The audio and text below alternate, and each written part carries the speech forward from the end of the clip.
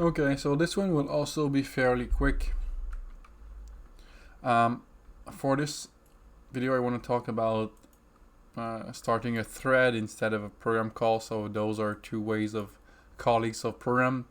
So far, the only thing we did together was creating a new program, let's say, naming it, let's say, test subroutine. Right click, add instruction, set program call instruction, and then we're gonna pick some program call. So let's say init, and then we're gonna pick, I don't know, pick and scan, doesn't matter. And just like that, it creates our subprogram, our program test subroutine with call init and call pick and scan. The way a program call works is very simple and basic. As soon as test subroutine calls call init, it will go in init, it will run call replace object, then it will call go home, then call init conveyor position, then those two hide and show, and then the program pointer will come back to this test subroutine and then enter call pick and scan, and then in pick and scan it will go through the different subprogram in there. So what I mean by that is when you have a program call, it will start, the program pointer will start on top of the program call, do the program call, and then go back to the routine that called it, and then it will run the program underneath it. So that means that the program that was called first needs to be done or finished before we can go to the next program. There's a way to do otherwise though, what we call a thread. So what a thread is a way to start, call a subprogram, start it, but not wait to, or don't wait to for it to finish before starting another subprogram below. So I'm using that in this example here to be able to have the conveyor moving without the robot waiting for it to be done.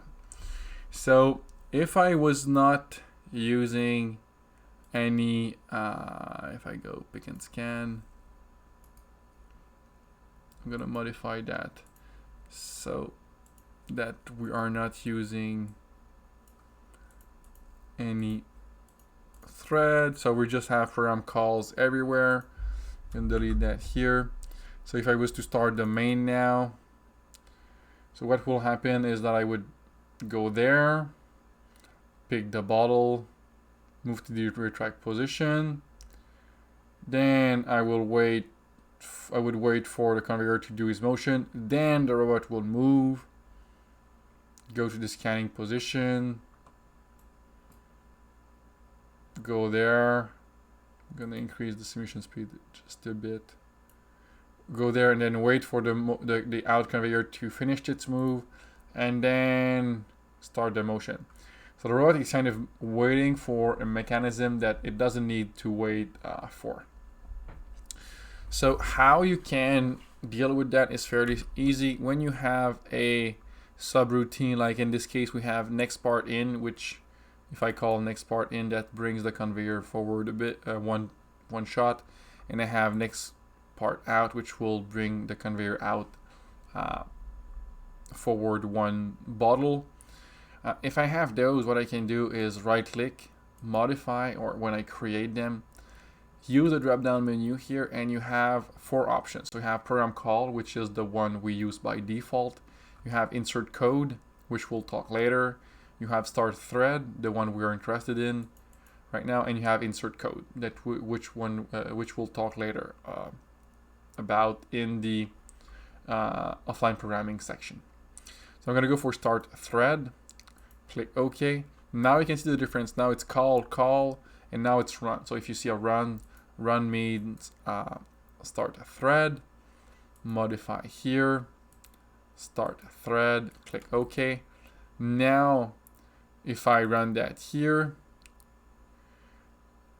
you will see that at some point here it kind of jumped like I did in init initialize stuff. So I'm gonna init stuff is gonna look better, but here it goes, it picked the bottle, and as soon as it reached the out, it moved to the scanning position, and at the same time the conveyor motion starts.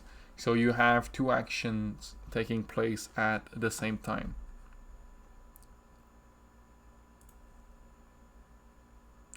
And if you look here, you have what we call program pointers, which are the arrows here around. It's normal to see more than once, because if you have a program that is calling another program, you will see more than one necessarily. So if I was to put that all out and run the main program, it will run main program, but main program also calls pick and scan, which in itself calls other stuff. But if you forgot about those two, at some point you will see like another program pointer appearing either in next part in here. So we have two program pointer. This is because we have two threads running at the same time. So yeah, that's what I wanted to show you in regards to thread. We're gonna use that later when we're gonna have more than one robot running at the same time in the station. We need to have multiple threads, otherwise you can only move one robot at a time or one axis at a time. So if you have external axis and stuff like that, so that's kind of very useful in many cases, or just if you want to make stuff a bit more let's say dynamic here, and if you want to have a better cycle time estimation, because if you were to wait for the conveyor to finish its motion before starting the robot, that will negatively affect your cycle time for sure, and you would end up with like false result, which is not what we're looking for, obviously. Okay, so let's go for the next video.